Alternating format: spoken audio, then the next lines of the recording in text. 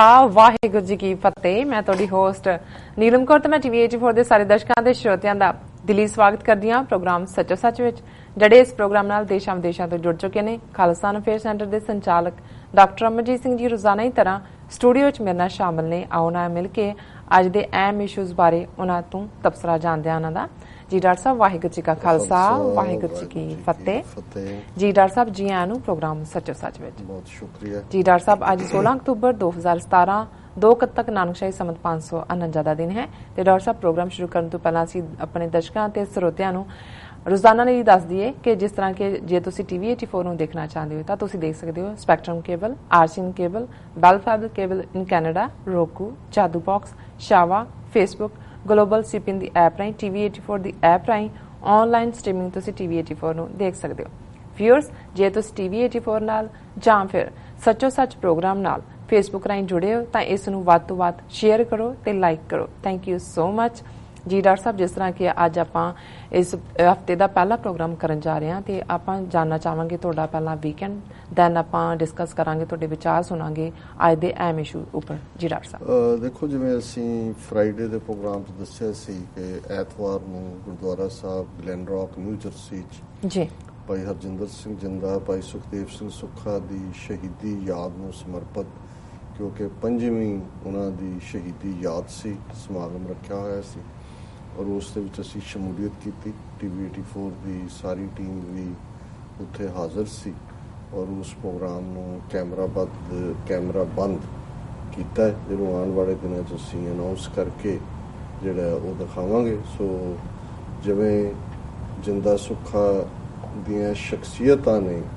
ਜ਼ਾਹਰ ਹੈ ਕਿ ਜਿਵੇਂ ਮੈਂ ਆਪਣੀ ਪ੍ਰੈਜੈਂਟੇਸ਼ਨ ਵੀ ਕਿਹਾ ਵੀ ਇਹ ਯੂਨੀਕ, ਜਿਨ੍ਹਾਂ ਦਾ ਜੀਵਨ ਵੀ ਔਰ ਸ਼ਹਾਦਤ ਵੀ, ਉਸ ਦਾ ਕੋਈ ਮੈਚ ਨਹੀਂ ਹੈ ਜੀ। ਸੋ ਸੰਗਤ ਵੱਲੋਂ ਬੇਸ਼ੱਕ ਹੁਣ ਇੰਨੀ ਆਪਣੀ ਕਮਿਊਨਿਟੀ ਹੋ ਗਈ ਹੈ ਕਿ ਕੁਛ ਨਾ ਕੁਛ ਪ੍ਰੋਗਰਾਮ ਕਈ ਪਾਸੇ ਹੀ ਚੱਲ ਰਹੇ ਨੇ, ਕੁਛ ਵੀ ਲੇਟ ਵੀ ਪਹੁੰਚੇ, ਲੇਕਿਨ ਫਿਰ ਵੀ ਮੁੱਖ ਆਰਗੇਨਾਈਜ਼ਰਸ ਵੀ ਔਰ ਇੱਥੋਂ ਨਿਊਯਾਰਕ ਤੋਂ, ਫਿਲਾਡੈਲਫੀਆ, ਪੈਨਸਿਲਵੇਨੀਆ, ਇਸ ਸਾਰੇ ਪਾਸਿਓਂ ਵੀ ਜਿਹੜੀ ਹੈ ਨੁਮਾਇੰਦਾ ਇਕੱਠ ਸੀ ਔਰ ਇਸ ਪ੍ਰੋਗਰਾਮ ਨੂੰ ਅਸੀਂ ਬਹੁਤ ਜਲਦੀ ਜਿਹੜਾ ਆਪਣੇ ਦਰਸ਼ਕਾਂ ਦੇ ਰੂਬਰੂ ਕਰਾਂਗੇ ਜੀ। ਔਰ ਜਿਹੜਾ ਇੰਡੀਆਨਾ ਨਗਰ ਕੀਰਤਨ ਜਿਹੜਾ ਕਿ ਪਿਛਲੇ ਸੈਚਰਡੇ ਕਵਰ ਕੀਤਾ ਸੀ, ਉਸ ਨੂੰ ਕੱਲ ਜਿਹੜਾ ਫੇਸਬੁੱਕ ਤੇ ਦਿਖਾਇਆ ਗਿਆ ਸੈਚਰਡੇ, ਉਹ ਜਿਹੜਾ ਸਾਡੇ ਬਾਕੀ ਸਾਰੇ ਗੈਜਟਸ ਤੇ ਚੱਲਿਆ ਔਰ ਉਸ ਨੂੰ ਕਾਫੀ ਭਰਵਾਂ ਹੁੰਗਾਰਾ ਮਿਲਿਆ। ਅਸੀਂ ਦਰਸ਼ਕਾਂ ਦਾ ਸ਼ੁਕਰੀਆ ਅਦਾ ਕਰਦੇ ਹਾਂ, ਸਰੋਤਿਆਂ ਦਾ ਵੀ, ਕਿਉਂਕਿ ਜਿਹੜੇ ਇਹ ਸਾਰੇ ਪਾਰਟ ਦੇ ਨਾਲ ਜੁੜਦੇ ਨੇ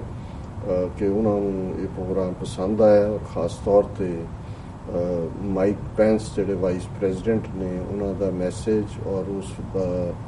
ਉਸ ਮੈਸੇਜ ਦੇ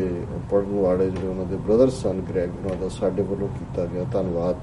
ਜਿਹੜਾ ਜ਼ਾਹਰ ਹੈ ਵੀ ਇਹ ਥੋੜ੍ਹੀ ਜਿਹੀ ਕਾਰਵਾਈ ਅੰਗਰੇਜ਼ੀ 'ਚ ਹੀ ਸੀ ਜੀ, ਸੋ ਉਸ ਨੂੰ ਸਾਡੇ ਕਾਫੀ ਵੀਰਾਂ ਭੈਣਾਂ ਨੇ ਪਸੰਦ ਕੀਤਾ। ਸੋ ਮੈਂ ਸਭ ਦਾ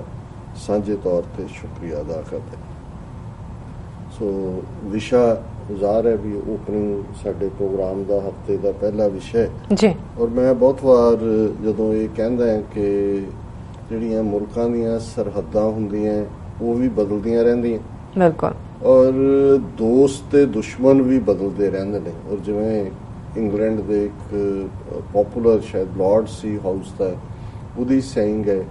ਕਿ there are no permanent friends or foes, only permanent are interest,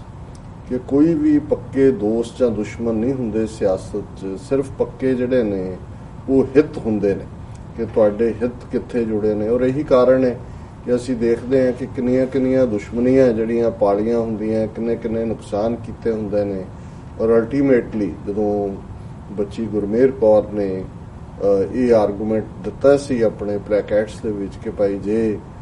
German ਜਿਹੜੇ ਦੋ ਨੇ ਉਹ ਇਕੱਠੇ ਹੋ ਸਕਦੇ ਨੇ, ਅਮਰੀਕਾ ਔਰ ਵੀਅਤਨਾਮ ਕਿਵੇਂ ਦੁਸ਼ਮਣ ਸੀ ਉਹ ਦੋਸਤ ਬਣ ਸਕਦੇ ਨੇ, ਤੇ ਫਿਰ ਭਾਰਤ ਤੇ ਪਾਕਿਸਤਾਨ ਕਿਉਂ ਨਹੀਂ ਬਣ ਸਕਦੇ। ਸੋ ਜ਼ਾਹਰ ਹੈ ਕਿ ਵੀ ਇਹ ਆਰਗੂਮੈਂਟ ਤਾਂ ਇਸ ਗੱਲ ਵੱਲ ਇਸ਼ਾਰਾ ਕਰਦਾ ਸੀ ਕਿ ਅਲਟੀਮੇਟਲੀ ਕਿਸੇ ਖਿੱਤੇ ਦੇ ਵਿੱਚ ਅੱਜ ਜਿਹੜੀ ਸਥਿਤੀ ਹੈ, ਅੱਜ ਤੋਂ 20 ਸਾਲ 30 ਸਾਲ ਪਹਿਲਾਂ ਅੱਡ ਸੀ, ਉਸ ਤੋਂ ਪਹਿਲਾਂ ਅੱਡ ਸੀ।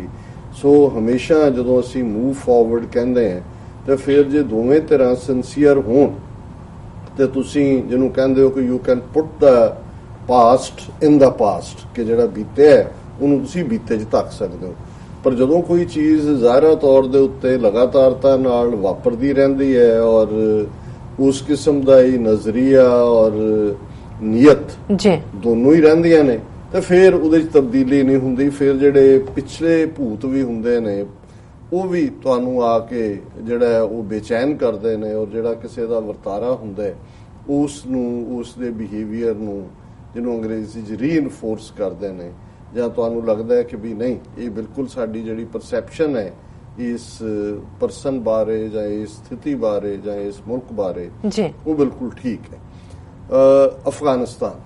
ਸੋ ਜ਼ਾਹਿਰ ਹੈ ਕਿ ਜਦੋਂ ਅਸੀਂ ਆਪਣੀ ਇਸ ਦੁਨੀਆ ਦੇ ਉੱਤੇ ਟਰਬਲਡ ਸਪਾਟਸ ਦੇਖਦੇ ਹਾਂ, ਔਰ ਅਕਸਰ 7-8 ਹਜ਼ਾਰ ਸਾਲ ਦੀ ਹਿਊਮਨ ਹਿਸਟਰੀ ਹੈ, ਉਸ ਤੋਂ ਪਹਿਲਾਂ ਕੌਣ ਕਬੀਲੇ ਕਿੱਧਰ ਨੂੰ ਜਾਂਦੇ ਸੀ, ਕਿਹਦੇ ਕੋਲ ਚੰਗੀਆਂ ਕੁਹਾੜੀਆਂ ਸੀ, ਕਿਹਦੇ ਕੋਲ ਚੰਗੀਆਂ ਫਿਰ ਤਲਵਾਰਾਂ ਆ ਗਈਆਂ, ਫਿਰ ਕਿਹਨਾਂ ਕੋਲ ਚੰਗੀਆਂ ਬੰਦੂਕਾਂ ਆ ਗਈਆਂ। ਜਦੋਂ ਤੱਕ ਚੰਗੇਜ਼ ਖਾਨ ਨੇ ਗਨ ਪਾਊਡਰ ਜਿਹੜਾ ਹੈ ਉਹ ਚਾਈਨਾ ਦੇ ਵਿੱਚ ਉਹ ਆਤਿਸ਼ਬਾਜ਼ੀ ਦੇ ਵਿੱਚ ਵਰਤੇ ਸੀ, ਉਹਨੂੰ ਉਹਨੇ ਜੰਗੀ ਤੌਰ ਦੇ ਉੱਤੇ ਇਸਤੇਮਾਲ ਕੀਤਾ। ਔਰ ਫਿਰ ਕਿਵੇਂ ਜਦੋਂ ਤੱਕ ਬਾਬਰ ਸਾਡੇ ਉਸ ਖਿੱਤੇ ਦੇ ਵਿੱਚ ਆਂਦਾ ਹੈ, ਬੇਸ਼ੱਕ ਉਹ ਖਿੱਤਾ ਸਾਰਾ ਹੀ ਅੱਜ ਵਾਂਗ ਕੋਈ ਪਰਮਾਨੈਂਟ ਸਰਹੱਦਾਂ ਨਹੀਂ ਸੀ ਕਿ ਵੀ ਇਧਰਲਾ ਇਹ ਆ, ਉਹ ਬਦਲਦੇ ਰਹਿੰਦੇ ਸੀ ਕਿ ਕੌਣ ਕਿੱਧਰ ਨੂੰ ਗਿਆ। ਤੇ ਗੁਰੂ ਨਾਨਕ ਸਾਹਿਬ ਨੇ ਜਦੋਂ ਬਾਬਰ ਜਿਹੜਾ ਕਿ ਉਜ਼ਬੈਕ ਮੂਲ ਦਾ ਸੀ ਪਰ ਉਸ ਚੰਗੇਜ਼ ਖਾਨਦਾਨ ਦਾ ਹੀ ਜਿਹੜੀ ਹੈ ਉਹਦੀ ਕੰਟੀਨਿਊਟੀ ਸੀ, ਔਰ ਉਹਦੇ 'ਚ ਜਦੋਂ ਉਹ ਹਮਲਾਵਰ ਹੁੰਦਾ 1526 'ਚ, ਇੱਕ ਵਾਰ 1521 'ਚ ਵੀ ਆਇਆ, ਪਰ ਉਹਨੇ 1526 'ਚ ਪਾਣੀਪਤ ਦੀ ਲੜਾਈ ਦੇ ਵਿੱਚ ਫਾਈਨਲੀ ਲੋਧੀ ਪਠਾਣਾ ਨੂੰ, ਸਿਕੰਦਰ ਲੋਧੀ ਨੂੰ ਹਰਾ ਕੇ ਉਹਨੇ ਦਿੱਲੀ ਤਖਤ ਤੇ ਕਬਜ਼ਾ ਕੀਤਾ। ਤੇ ਉਹਦੇ 'ਚ ਜਦੋਂ ਅਸੀਂ ਉਦੋਂ ਦੇ ਪ੍ਰੋਵਿੰਸ ਦੇਖਦੇ ਹਾਂ ਤੇ ਗੁਰੂ ਸਾਹਿਬ ਨੇ ਜਿਹੜੀ ਹੈ ਇਹਦੀ ਸ਼ੁਰੂਆਤ ਹੀ ਬਾਬਰ ਦੇ ਹਮਲੇ ਦੀ ਇਥੋਂ ਕੀਤੀ ਕਿ ਖੁਰਾਸਾਨ ਖਸਮਾਨਾ ਕੀਆ, ਹਿੰਦੁਸਤਾਨ ਡਰਾਇਆ, ਆਪੇ ਦੋਸਤ ਨਾ ਦੇਈ ਕਰਤਾ, ਜਮ ਕਰ ਮੁਗਲ ਚੜਾਇਆ। ਉਹ ਲੰਬਾ ਸ਼ਬਦ ਹੈ, ਇਤੀ ਮਾਰ ਪਈ ਕੁਰਲਾਣੇ ਤੈਂ ਕੀ ਦਰਦ ਆਇਆ। ਸੋ ਜ਼ਾਹਿਰ ਹੈ ਕਿ ਖੁਰਾਸਾਨ ਨੂੰ ਰੱਬ ਨੇ ਬਚਾਇਆ ਕਿ ਵੀ, ਔਰ ਇਧਰ ਉਹਨੇ ਆ ਕੇ ਬਾਬਰ ਨੇ ਹਿੰਦੁਸਤਾਨ ਦੇ ਉੱਤੇ ਜਿਹੜਾ ਹੈ ਇੰਡਸ ਪਾਰ ਤੋਂ ਕ੍ਰਾਸ ਕਰਕੇ ਉਹਨੇ ਆ ਕੇ ਆਪਣਾ ਕਬਜ਼ਾ ਕੀਤਾ, ਔਰ ਮੁਗਲ ਜਿਹੜੇ ਨੇ ਉਹ ਜੰਮ ਬਣ ਕੇ ਆਮ ਲੋਕਾਂ ਦੇ ਉੱਤੇ ਝਪਟੇ, ਔਰ ਇਹੀ ਸੀ ਉਸ ਭੀੜ ਦੀ ਗੱਲ। ਪਰ ਅੱਜ ਸਾਡਾ ਵਿਸ਼ਾ ਕੋਈ ਹਿਊਮਨ ਰਾਈਟਸ ਜਾਂ ਉਸ ਸਾਰੇ ਦੌਰ ਨੂੰ ਡਿਸਕਸ ਕਰਨਾ ਨਹੀਂ ਹੈ। ਉਸ ਖਿੱਤੇ ਵੱਲ ਜਦੋਂ ਸਾਡਾ ਧਿਆਨ ਜਾਂਦਾ ਹੈ ਤੇ ਜਿਹੜਾ ਅੱਜ ਪ੍ਰੈਜ਼ੈਂਟ ਡੇ ਅਫਗਾਨਿਸਤਾਨ ਹੈ, ਜਿਹੜਾ ਕਿ ਬੇਸ਼ੱਕ 1893 ਦੇ ਵਿੱਚ ਡਿਊਰੈਂਟ ਲਾਈਨ ਅੰਗਰੇਜ਼ਾਂ ਦਾ ਇਹ ਡਿਪਲੋਮੈਟ ਸੀ, ਸਰ ਮਾਰਟਾਈਮਰ ਡਿਊਰੈਂਟ,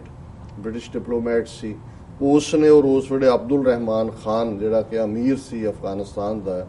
ਉਸ ਦੇ ਵਿਚਾਲੇ ਇਹ ਟ੍ਰੀਟੀ ਜਿਹੜੀ ਹੈ ਇਹ ਸਾਈਨ 12 ਨਵੰਬਰ 1893 ਨੂੰ ਹੋਈ, ਭਾਵੇਂ ਕਿ ਇਨਫੋਰਸ ਜਿਹੜੀ ਹੈ ਉਹ 1896 ਚ ਹੋਈ। ਸੋ ਇਹ ਜਿਹੜੀ ਜਿਹਨੂੰ ਡਿਊਰੈਂਟ ਲਾਈਨ ਕਹਿੰਦੇ ਨੇ ਉਸ ਬ੍ਰਿਟਿਸ਼ ਡਿਪਲੋਮੈਟ ਦੇ ਲਾਸਟ ਨਾਮ ਦੇ ਥੱਲੇ ਜੀ, ਔਰ ਇਹ ਡਿਊਰੈਂਟ ਲਾਈਨ ਹੀ ਅੱਜ ਦੇ ਪਾਕਿਸਤਾਨ ਔਰ ਅਫਗਾਨਿਸਤਾਨ ਦਾ ਬਾਰਡਰ ਡਿਵਾਈਡ ਕਰਦੀ ਹੈ। ਔਰ ਉਹ ਡਿਊਰੈਂਟ ਲਾਈਨ ਜਿਹੜੀ ਹੈ ਜਿੱਥੇ ਅਫਗਾਨਿਸਤਾਨ ਨੂੰ ਉਸ ਤੋਂ ਪਹਿਲਾਂ ਹੀ, ਕਿਉਂਕਿ ਮੈਂ ਇਹ ਗੱਲ ਕਰਾਂਗਾ ਕਿ ਜਦੋਂ ਅਸੀਂ ਅਫਗਾਨਿਸਤਾਨ ਕਿਵੇਂ ਦੁਨੀਆ ਦਾ ਉਹਨੂੰ ਮੋਸਟ ਡੇਂਜਰਸ ਜਿਹੜਾ ਉਹ ਏਰੀਆ ਵੀ ਕਹਿੰਦੇ ਨੇ ਉਸ ਖਿੱਤੇ ਨੂੰ, ਔਰ ਉਹ ਜਿਹੜਾ ਹੈ ਦੋਨੋਂ ਤਰ੍ਹਾਂ ਹੀ ਜੀਓ ਪੋਲੀਟੀਕਲ ਔਰ ਜੀਓ ਸਟ੍ਰੈਟੇਜਿਕਲ ਦੋਨੋਂ ਹੀ ਪਾਸਿਓਂ ਮੋਸਟ ਡੇਂਜਰਸ ਹੈ। ਪਰ ਇਹ ਬਾਰਡਰ ਜਿਹੜਾ ਬਾਅਦ ਦੇ ਵਿੱਚ ਡਿਊਰੈਂਟ ਲਾਈਨ ਦੇ ਥੱਲੇ ਬਣਿਆ ਹੈ, ਇਹ ਇਨਫੈਕਟ ਮਹਾਰਾਜਾ ਰਣਜੀਤ ਸਿੰਘ ਦੇ ਰਾਜ ਵੇਲੇ, ਜਾਂ ਜਿਸ ਨੂੰ ਸਰਕਾਰੇ ਖਾਲਸਾ ਜੀਓ ਜਾਂ ਸਿੱਖ ਰਾਜ, ਪੰਜਾਬੀ ਰਾਜ, ਲਾਹੌਰ ਦਰਬਾਰ, ਬਹੁਤ ਸਾਰੇ ਨਾਵਾਂ ਦੇ ਨਾਲ ਸੰਬੋਧਨ ਕੀਤਾ ਜਾਂਦਾ ਹੈ। ਸੋ ਇਹ ਬਾਰਡਰ ਜਿਹੜਾ ਹੈ ਆਲਮੋਸਟ ਥੋੜੀਆਂ ਬਹੁਤ ਚੇਂਜਸ ਦੇ ਨਾਲ ਜਿਹੜਾ ਹੈ ਉਹ ਸਿੱਖਾਂ ਨੇ ਹੀ ਡਰਾ ਕੀਤਾ ਸਿੱਖ ਰਾਜ ਦੇ ਵੇਲੇ, ਜਦੋਂ ਕਿ ਦਰਿਆਏ ਸਿੰਧ ਜਿਹਨੂੰ ਇੰਡਸ ਕਹਿੰਦੇ ਨੇ, ਅਸੀਂ ਦਰਿਆਏ ਅਟਕ ਕਹਿੰਦੇ ਹਾਂ ਕਿਉਂਕਿ ਅਟਕ ਟਾਊਨ ਵੀ ਉਹਦੇ ਨਾਲ ਜੁੜਿਆ ਹੋਇਆ, ਔਰ ਪਹਿਲੀ ਵਾਰ ਕੋਈ ਇਧਰਲਾ ਦੇਸੀ ਰੂਲਰ ਜਿਹੜਾ ਉਹਨੇ ਉਹ ਕ੍ਰਾਸ ਕੀਤਾ ਸੈਂਕੜਿਆਂ ਸਾਲਾਂ ਬਾਅਦ, ਔਰ ਸਰਹੱਦ ਜਾ ਕੇ ਦੂਸਰੇ ਪਾਸੇ ਮਿੱਥੀ। ਔਰ ਇਹੀ ਜਿਹੜੀ ਡਿਊਰੈਂਟ ਲਾਈਨ 1893 ਦੇ ਵਿੱਚ ਬੇਸ਼ੱਕ ਉਦੋਂ ਅੰਗਰੇਜ਼ਾਂ ਦਾ ਦਬਦਬਾ ਸੀ ਔਰ ਅਫਗਾਨਾਂ ਨੂੰ ਹਮੇਸ਼ਾ ਰਿਹਾ ਵੀ ਇਹ ਸਾਡੇ ਤੇ ਫੋਰਸ ਕੀਤੀ ਗਈ, ਕਿਉਂਕਿ ਉਸ ਪੀਰੀਅਡ 'ਚ ਅਫਗਾਨਿਸਤਾਨ ਦੀ ਫੋਰਨ ਪਾਲਿਸੀ ਨੂੰ ਜਿਹੜਾ ਹੈ ਉਹ ਅੰਗਰੇਜ਼ੀ ਕੰਟਰੋਲ ਕਰਦੇ ਸੀ। ਔਰ ਇਹ ਉਹ ਪੀਰੀਅਡ ਹੈ ਕਿਉਂਕਿ ਜਦੋਂ ਅਸੀਂ ਅਫਗਾਨਿਸਤਾਨ ਮੌਜੂਦਾ ਦੀ ਵੀ ਗੱਲ ਕਰਦੇ ਹਾਂ ਜਾਂ ਉਸ ਤੋਂ ਪਹਿਲਾਂ ਵੀ ਰਸ਼ੀਆ ਇਹ ਨੈਕਸਟ ਡੋਰ ਉਹਦਾ ਨੇਬਰ ਹੀ ਰਿਹਾ ਅਫਗਾਨਿਸਤਾਨ ਦਾ, ਔਰ ਜਦੋਂ ਅਸੀਂ ਰਸ਼ੀਅਨਸ ਦੇ ਹਵਾਲੇ ਨਾਲ ਗੱਲ ਕਰਦੇ ਹਾਂ, ਜਦੋਂ 1999 ਦੇ ਵਿੱਚ ਸੋਵੀਅਤ ਯੂਨੀਅਨ ਟੁੱਟਿਆ ਤੇ ਇਹ ਜਿਹੜੇ ਕਿ 6 ਰਿਪਬਲਿਕ ਆਲਮੋਸਟ ਸੈਂਟਰਲ ਏਸ਼ੀਆ ਦੇ, ਮੱਧ ਏਸ਼ੀਆ ਦੇ ਸੋਵੀਅਤ ਯੂਨੀਅਨ ਨੇ ਕੰਕਰ ਕੀਤੇ ਹੋਏ ਸੀ, ਜਿਨ੍ਹਾਂ ਦੇ ਵਿੱਚ ਉਜ਼ਬੇਕਿਸਤਾਨ ਹੈ, ਅਜ਼ਰਬਾਈਜਾਨ ਹੈ, ਤਾਜ਼ਿਕਸਤਾਨ ਹੈ, ਕਿਰਗਿਜ਼ਸਤਾਨ ਹੈ,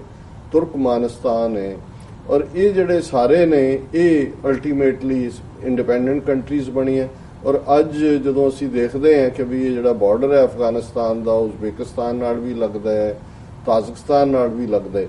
ਔਰ ਇਹ ਓਲਡ ਉਹਨੂੰ ਗ੍ਰੈਂਡ ਗੇਮ ਕਹਿੰਦੇ ਸੀ ਰਸ਼ੀਅਨਸ ਦੇ ਜ਼ਮਾਨੇ 'ਚ। ਔਰ ਸਿੱਖਾਂ ਦੇ ਲਈ ਵੀ ਇਹ ਇੰਪੋਰਟੈਂਟ ਰਿਹਾ ਫੈਕਟਰ ਕਿ ਕਿਉਂਕਿ ਜਦੋਂ ਅਸੀਂ ਇਹ ਦਰਾ ਖੈਬਰ ਦਾ ਇਤਿਹਾਸ ਦੇਖਦੇ ਹਾਂ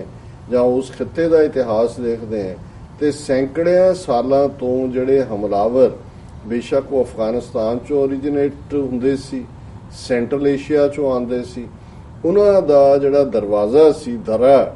ਪਸ਼ਤੋ ਦੇ ਵਿੱਚ ਜਾਂ ਪਰਸ਼ੀਅਨ ਦੇ ਵਿੱਚ ਦਰਵਾਜ਼ੇ ਨੂੰ ਹੀ ਕਹਿੰਦੇ ਨੇ ਖੈਬਰ ਜੀ, ਉਸ ਖੈਬਰ 'ਚੋਂ ਹੀ ਉਹ ਕ੍ਰਾਸ ਕਰਕੇ ਔਰ ਜਦੋਂ ਇੱਕ ਵਾਰੀ ਦਰਾ ਖੈਬਰ 'ਚੋਂ ਨਿਕਲੇ ਆ ਕੇ ਇਸ ਖਿੱਤੇ ਦੇ ਵਿੱਚ ਉਹਨਾਂ ਨੇ ਫਿਰ ਇੰਡਸ ਦਰਿਆਏ ਸਿੰਧ ਕ੍ਰਾਸ ਕੀਤਾ ਤੇ ਫਿਰ ਅਸੀਂ ਦੇਖਦੇ ਹਾਂ ਜੇਹਲਮ ਹੋਏ, ਚਨਾਬ ਹੋਏ, ਰਾਵੀ, ਬਿਆਸ, ਸਤਲੁਜ ਕ੍ਰਾਸ ਕਰਕੇ ਫਿਰ ਐਂਡ ਤੱਕ ਉਹ ਗੁਜਰਾਤ ਹੈ ਜਾਂ ਦੱਖਣ ਤੱਕ ਵੀ ਅਹਿਮਦ ਸ਼ਾਹ ਅਬਦਾਲੀ ਜਾਂ ਉਸ ਤੋਂ ਪਹਿਲਾਂ ਅਬਦਾਲੀ ਤਾਂ 18ਵੀਂ ਸਦੀ 'ਚ ਆਇਆ, ਮਹਿਮੂਦ ਗਜ਼ਨਵੀ ਜਿਹੜਾ ਹੈ ਉਸ ਦੇ ਨਾਲ ਉਸ ਦੀ ਹਮਲਿਆਂ ਦੀ ਸ਼ੁਰੂਆਤ ਹੁੰਦੀ ਹੈ। ਗਜ਼ਨੀ ਜਿਹੜਾ ਹੈ ਉਹਨਾਂ ਦਾ ਇੱਕ ਆਪਣਾ ਐਮਪਾਇਰ ਸੀ, ਗਜ਼ਨੀਆਂ ਦਾ ਮਹਿਮੂਦ ਉਹਦਾ ਹੈੱਡ ਸੀ ਔਰ ਉਹਨੇ ਜਿਹੜਾ ਉਹ ਫਿਰ ਸਾਊਥ ਗਿਆ ਜਿਹੜਾ ਵੈਸਟਰਨ ਸਟੇਟਸ ਤੱਕ ਔਰ ਜਿਹੜਾ ਪਪੂਲਰ ਸੋਮਨਾਥ ਮੰਦਰ ਨੂੰ ਲੁੱਟਣਾ ਹੈ ਜਾਂ ਉਸ ਦਾ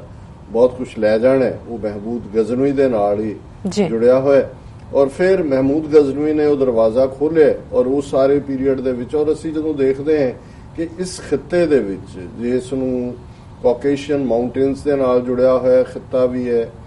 ਇਹ ਬੜਾ ਟਫ ਪਹਾੜੀ ਇਲਾਕਾ, ਬੜੇ ਦੁਰਗਮ ਜਿਸ ਨੂੰ ਅਸੀਂ ਕਹਿੰਦੇ ਹਾਂ ਕਿ ਦਰੇ ਔਰ ਰੌਕਸ, ਔਰ ਇਸ ਸਾਰੇ ਦੇ ਵਿੱਚ ਜਿਹੜੇ ਰਹਿਣ ਵਾਲੇ ਲੋਕ ਵੀ ਇਹਨਾਂ ਦੇ ਜਿਨ੍ਹਾਂ ਨੂੰ ਜਿਹੜੇ ਬੜੇ ਟਫ ਜਾਨ, ਅੱਜ ਵੀ ਜਦੋਂ ਤੁਸੀਂ ਸਟਰਡੀ ਰੋਬਸਟ ਪਠਾਨ ਨੂੰ ਦੇਖਦੇ ਹੋ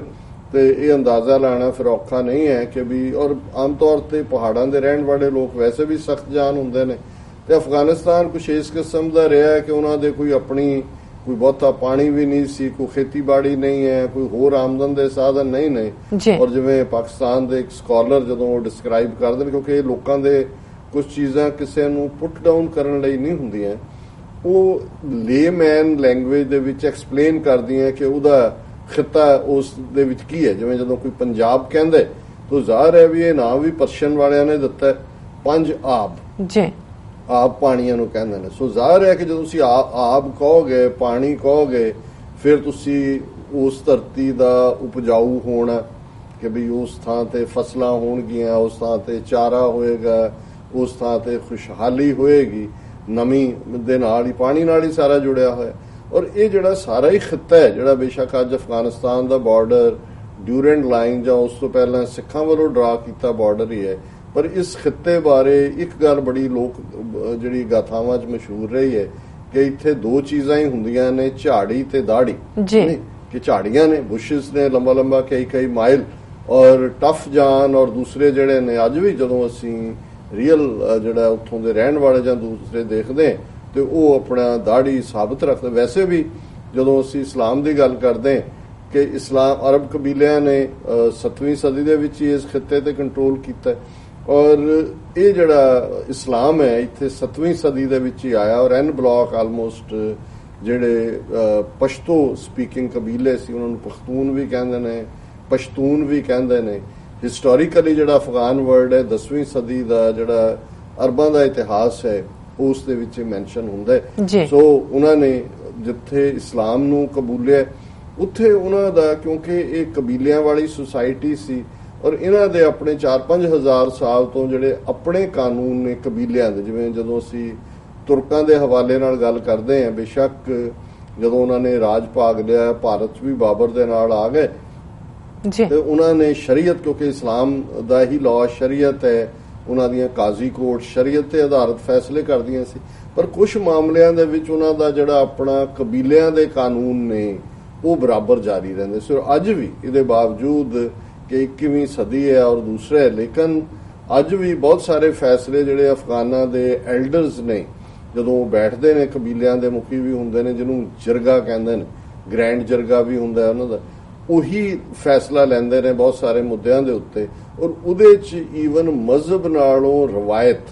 ਜਾਂ ਦਸਤੂਰ ਜਾਂ ਟ੍ਰੈਡੀਸ਼ਨ ਜਿਹਨੂੰ ਅਸੀਂ ਕਹਿੰਦੇ ਹਾਂ ਉਹ ਹਾਵੀ ਹੁੰਦੀ ਹੈ। ਸੋ ਜ਼ਾਹਰ ਹੈ ਕਿ ਅਫਗਾਨ ਬੜੇ ਬਹਾਦਰ ਕਰੈਕਟਰ ਹੈ, ਇਹਦੇ 'ਚ ਕੋਈ ਸ਼ੱਕ ਨਹੀਂ ਹੈ, ਟਫ ਨੇ। ਔਰ ਇਹਦੇ 'ਚ ਵੀ ਕੋਈ ਸ਼ੱਕ ਨਹੀਂ ਹੈ ਕਿ ਉਹਨਾਂ ਜਿਹਨੂੰ ਚਰਚਲ ਨੇ ਵੀ ਜਦੋਂ ਲਿਖਿਆ ਆਪਣੀ ਉਹਦੇ 'ਚ ਆਟੋਬਾਇਓਗ੍ਰਾਫੀ, ਤਾਂ ਉਹਨੇ ਕਿਹਾ ਫੀਅਰਸਲੀ ਇੰਡੀਪੈਂਡੈਂਟ ਪੀਪਲ,